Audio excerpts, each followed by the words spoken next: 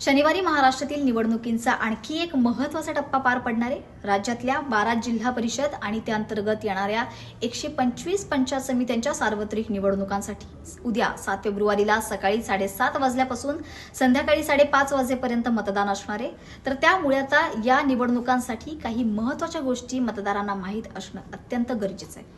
मतदारांना मतदानाची प्रक्रिया आणखी सोपी करण्यासाठी जिल्हा परिषद आणि पंचायत समित्यांच्या निवडणुकांसाठीच्या मतदार यादीतील मतदाराचं नाव आणि मतदान केंद्र हे शोधण्यासाठी राज्य निवडणूक आयोगाने आता मताधिकार हे मोबाईल ॲप उपलब्ध करून दिलंय।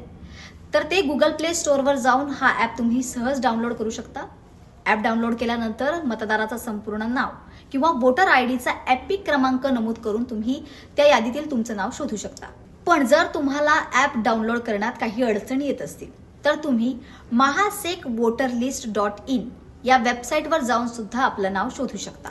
तिथे देखील मतदाराचं नाव उपलब्ध आहे आणि त्यावर देखील मोबाईल ॲप प्रमाणेच तुम्ही तुमचं नाव शोधू शकता।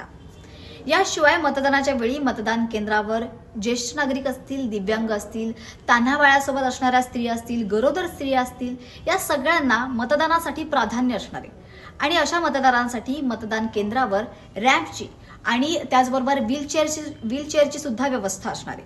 तसंच मतदान केंद्रावर विजेची व्यवस्था असणार आहे, पिण्याच्या पाण्याची सोय, सावलीची सुविधा असणार आहे, शौचालयाची व्यवस्था असणार आहे आणि या सगळ्या व्यवस्था उपलब्ध करून दिल्या जाणार आहेत, ज्यामुळे मतदानासाठी येणाऱ्या मतदाराला कुठलाही त्रास होणार नाही आणि ही प्रक्रिया सुरळीत पार पडेल आणि जास्तीत जास्त मतदान या निमित्ताने होईल। तर सर्व मतदान केंद्रांमध्ये किमान सुविधा उपलब्ध करून देण्याचे निर्देश सर्व संबंधित जिल्हाधिकाऱ्यांना देण्यात आलेत आणि तशी माहिती स्वतः निवडणूक आयोगाकडून देण्यात आली आहे।